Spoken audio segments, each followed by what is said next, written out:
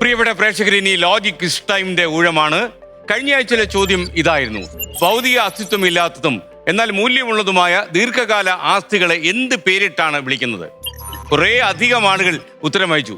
ശരി ഉത്തരം ഇതായിരുന്നു: അദൃശ്യ ആസ്തികൾ അഥവാ ഇൻടാഞ്ചിബിൾ അസറ്റ്സ്. ഒരുപാട് ആളുകൾ ഉത്തരം അയച്ചു. ഞാൻ പറഞ്ഞല്ലോ, അതിൽ തെരഞ്ഞെടുക്കപ്പെട്ടത് കൊല്ലത്തു നിന്നുള്ള രേവതി രാജാണ്. Congratulations Revathi Raj.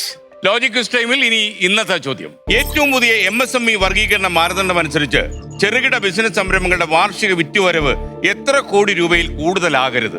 Option A 5 കോടി, ഓപ്ഷൻ ബി 10 കോടി, ഓപ്ഷൻ സി 25 കോടി, ഓപ്ഷൻ ഡി 50 കോടി.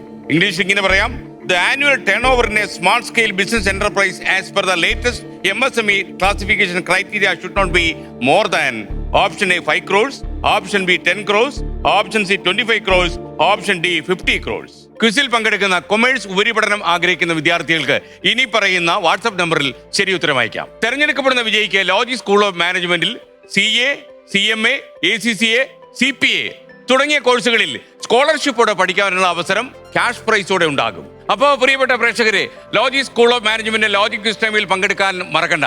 ശരി ഉത്തരം നിങ്ങൾ ഇപ്പോൾ സ്ക്രീനിൽ കാണുന്ന ഈ നമ്പറിലേക്ക് അയച്ചു തരിക.